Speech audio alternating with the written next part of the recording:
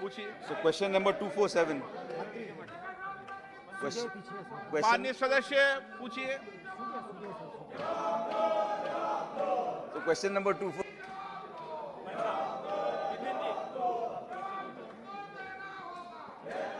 दिया।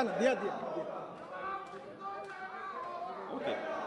Thank you, Speaker, sir, for giving me an opportunity to ask the supplementary question. Firstly, I would like to thank Honorable Minister Gadkari ji for leading the ministry and building the highways at a record speed, and also allotting major highway projects for my constituency. So my question is pertaining to a very important national highway, that is Ahmednagar to Karmara in my Ahmednagar Lok Sabha constituency.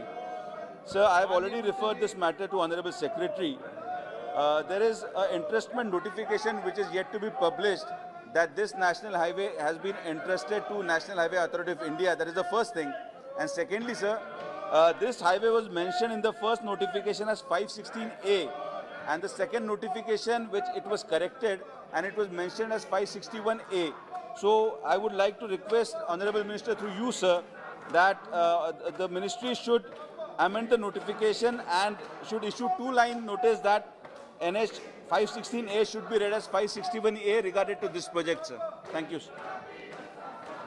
आदरणीय अध्यक्ष महोदय, जो सुझाव जो बातें आदरणीय सदस्य ने बताई है उसको वेरीफाई करके उसके ऊपर तुरंत कार्रवाई की जाएगी। निशिकांत दुबे। सर धन्यवाद सभापति महोदय।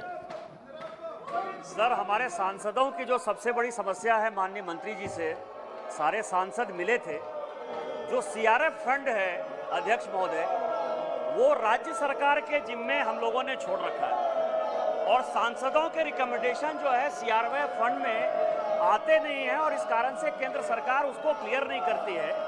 और बार बार हम सभी सांसद माननीय मंत्री जी से ये रिक्वेस्ट कर चुके हैं कि कम से कम ये अधिकार भारत सरकार को देना चाहिए, चूंकि ये केंद्र सरकार का फंड है, कि सांसदों का एक कोटा निर्धारित हो या सांसदों के जो रिकमेंडेशन है उसके आधार पर सीआरएफ फंड के रोड लिए जाएं।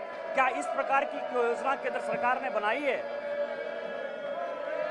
सम्माननीय अध्यक्ष महोदय, ये बात सच है कि राज्य सरकार के सिफारिश के बिना हम कोई भी काम मंजूर नहीं कर सकते और इसलिए सम्माननीय संसद को भी अपने काम के लिए राज्य सरकार से अनुमति लगती है और उनसे सिफारिश होने के बाद ही उसको मंजूरी मिलती है।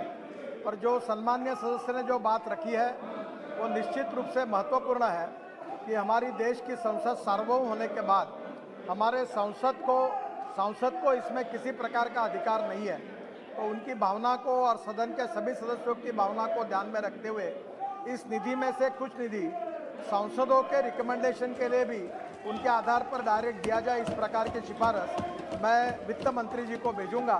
पर वित्त मंत्री जी की अनुमति के बाद ही इस कानून में सुधार होगा और उसके बाद में ये कर पाऊंगा। तो निश्चित रूप से